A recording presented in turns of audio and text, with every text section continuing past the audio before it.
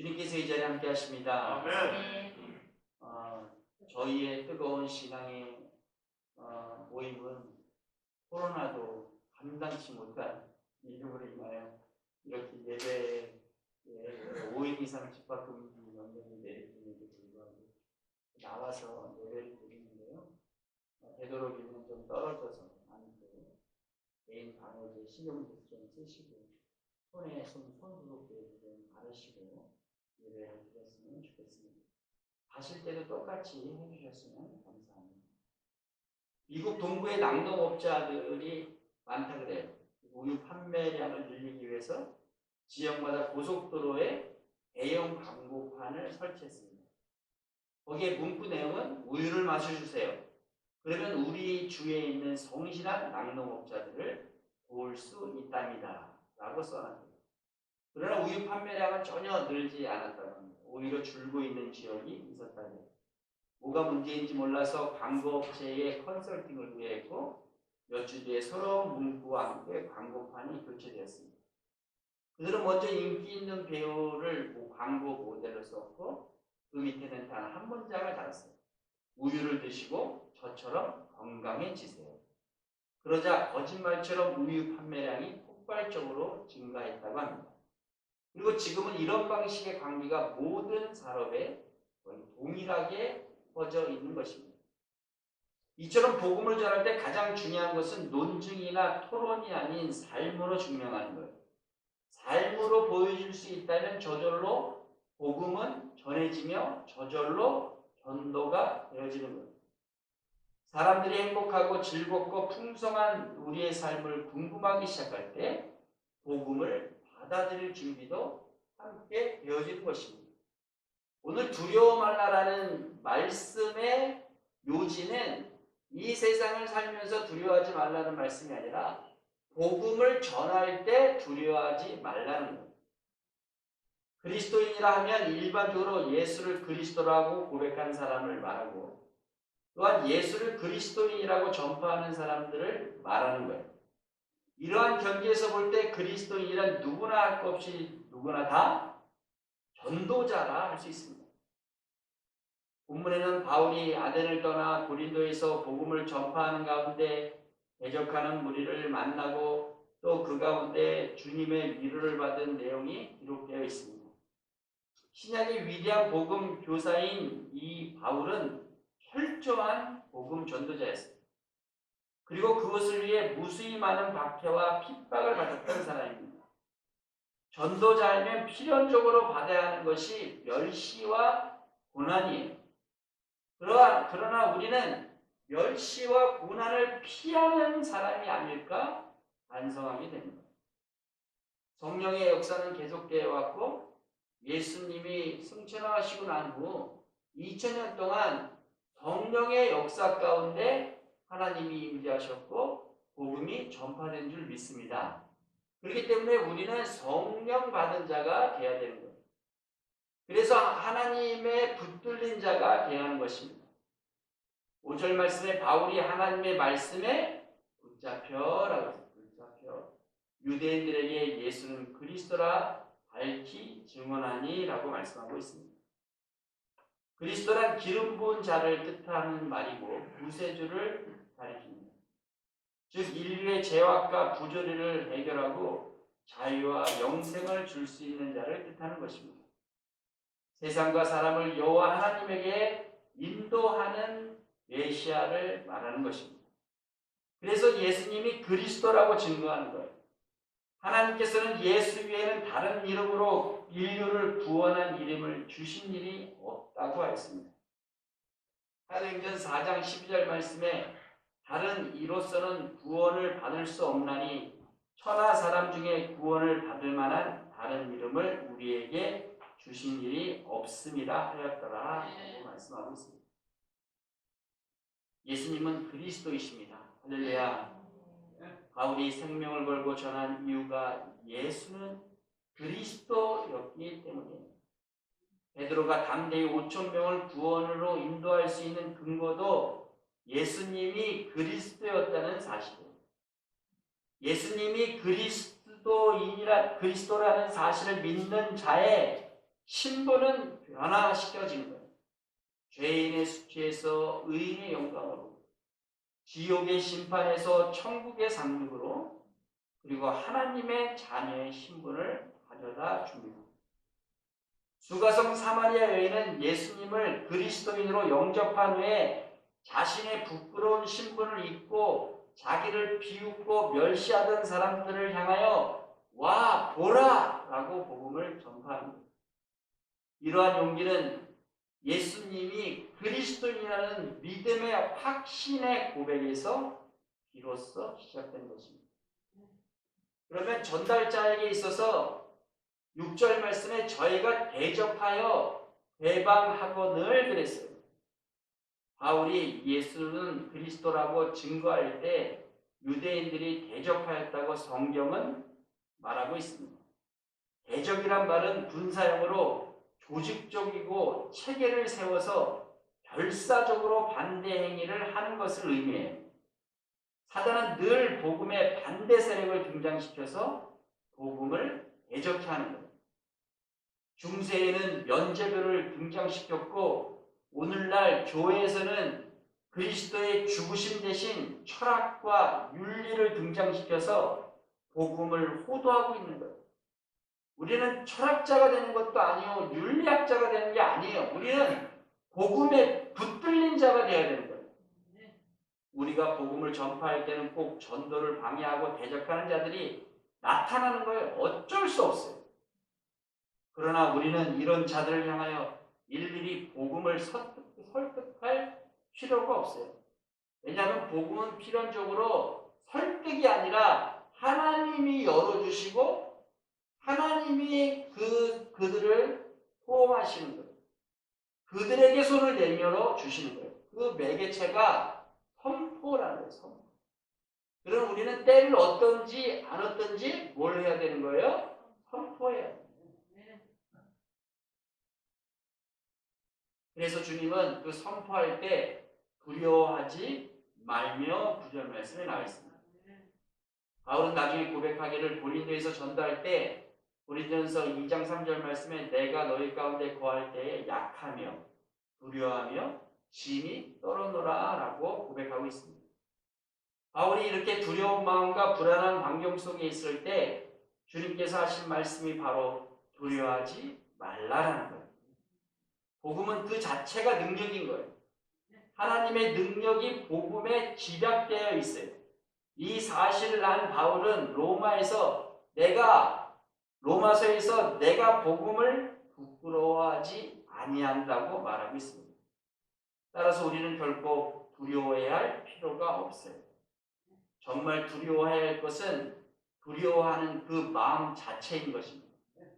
사단이 그 마음을 미혹되고 우리를 병들게 만들고 사방에 우격삼을 쌓았을지라도 하나님 안에 거하는 복음은 그것을 모두 다 무너뜨리는 자유의 해방이 있는 것입니다. 그래서 잠잠하지 말라고 말씀합니다. 9절 말씀에 잠잠하지 말고 말하라. 그리스도인이 복음을 전파하지 않는다면 예수의 이름을 부르짖는 자는 천하에 없습니다. 따라서 성도는 세상의 험악한 말, 아첨하는 말, 비방하는 말에는 벙어리가 되어야 하지만 복음에 대해서는 벙어리가 되어서는 안 됩니다. 우리는 복음에 관해서는 그만큼은 입이 아플 정도로 말을 많이 해야 하는 거예요. 그래서 선포해야 하는 거예요. 전파하는 거예요. 2021년도는 어떤 상황과 어떤 일이 일어날 줄 모르나 그러나 예수 그리스도께서 주신 사명으로 선포하는 성도님들 되기를 주님의 이름으로 권면드립니다. 원래 마스크를 쓰고 설교를 해야 되는데요. 제가 폐경막이 쳐져서 마스크를 쓰고 숨을 잘 못 쉬는데 원래 법적으로 나와 있습니다. 숨을 잘 못 쉬는 사람은 마스크를 벗어도 된다. 법적으로 나와 있으니까 쓰고 하다가 좀 벗었습니다. 주님께서는 전도자와 함께 있다는 말씀을 하고 계십니다. 10절 말씀에 내가 너희와 함께 있음에, 승천하신 예수님이 제자들에게 위로하신 말씀은 내가 세상 끝날까지 너희와 함께 있겠다는 것입니다. 이 복음은 제자들에게만 국한된 것이 아니라 모든 복음 전도자에게 해당하는 말씀이고 모든 성도들에게 말씀하시는 것. 즉 임마누엘의 하나님, 하나님께서 우리와 함께 하신다라는 것. 그래서 구약에서부터 선포되어 왔고 지금까지 이르러 하나님은 우리와 함께 하시는 줄로 믿습니다. 주일에 예배할 때 이 예배에 주님이 함께 하시는 거예요. 이 주님의 임재를 경험한다면 매번 예배 시간에 눈물과 매번 예배 시간에 기쁨과 찬양과 영광을 돌릴 수 있는 것입니다. 그래서 주님이 이 약속보다 더한 위로의 말씀이 없어요. 임마누엘의 하나님이시다. 용기를 주는 말씀이죠. 이 말씀은 우리를 굳게 붙잡아서 다니엘서 12장 3절 말씀에 많은 사람을 옳은 대로 돌아오게 하는 복음이 있다고 말씀에 기술되어 있습니다. 모든 에스겔 선지자, 또 이 하박국 선지자, 다니엘 선지자, 이 하나님의 영광이 성전에서 떠나간 걸 봤어요. 그러나 하나님의 영광이 다시 오실 때는 뭐냐? 우리가 용기를 갖고 거기에 있는 모든 상단들을 부시고 그 안에 예수님과 그 안에 하나님을 모신다면 하나님의 영광이 두려워서 에스겔 선지자가 마지막 본 것처럼 생명의 성령의 강이 흐르게 되는데 그 흐르는 정도가 아니라 온 천하를 뒤덮게 되는 줄로 믿습니다. 복음은 이렇게 선포하는 자들로 인해서 전 세계에 전파가 된 줄로 믿습니다. 지금도 오지에서 어렵게 코로나인데도 불구하고 인도네시아, 남방, 또 저기 말레이시아, 아주 이 목숨을 걸고 선교하시는 이 목사님들, 선교사님들이 많이 있어요. 그 목사님들이 이 말씀 하나 붙들고 기도할 때 우리도 최선을 다해서 우리 기도할 때 빠지지 않는 중보기도가 선교하시는 선교사님들을 위하여 기도해야 될 줄로 믿습니다.